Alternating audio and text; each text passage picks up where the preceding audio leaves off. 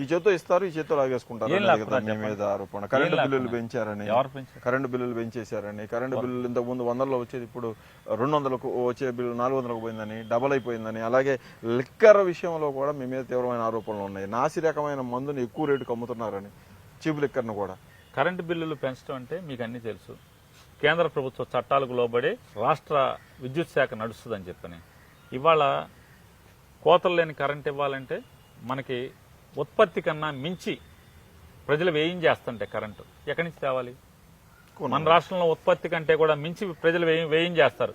ఎప్పుడు చేస్తారు? వేసవకాలంలో వ్యయం ఎక్కువ చేస్తారు, లేదా సాయంత్రం 6 గంటల తర్వాత వ్యయం ఎక్కువ చేస్తారు. మన దగ్గర ఉత్పత్తి తగ్గింది ఏదో ఒక కారణంతో. ఏం చేయాలి?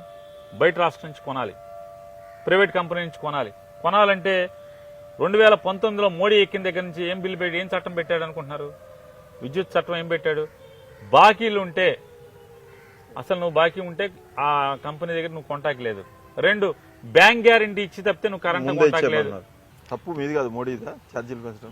రిస్ట్రిక్షన్స్ వచ్చినాయి అని చెప్తాను. చంద్రబాబు టైంలో ఎందుకు ఆయన చెప్పేది నేను కరెంటు పెంచలేదని?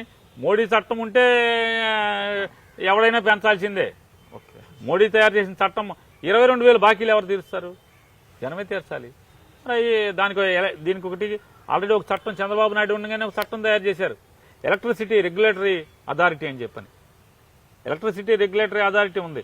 ఆ అథారిటీకి అయ్యా మా ఒప్పు ఎంత ఉందని చెప్పని రాస్తే వాళ్ళు పబ్లిక్ హియరింగ్ అందరికి కరెంట్ డొమైన్ లో పెట్టి, డొమైన్ లో అన్ని మాధ్యమాల్లో పెట్టి దీనికి అభ్యంతరాలు ఉంటే పెట్టండి అని చెప్పని అన్ని అభ్యంతరాలను ఆయన రిటర్న్ ఆర్గ్యుమెంట్స్ తీసుకుంటాడు.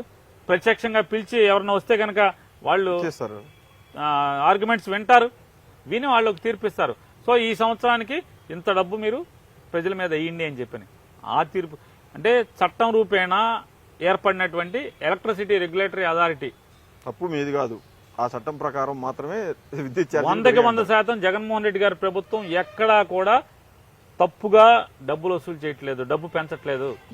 రెండవది మీరు బ్రాందీ సారా అంటున్నారు, అసలు బ్రాందీ సారా తాగొద్దని చెప్తున్నాం. రెండోది సేల్స్ అంటే నంబర్ ఆఫ్ బాటిల్స్ ని సేల్స్ ని తగ్గించగలిగాం,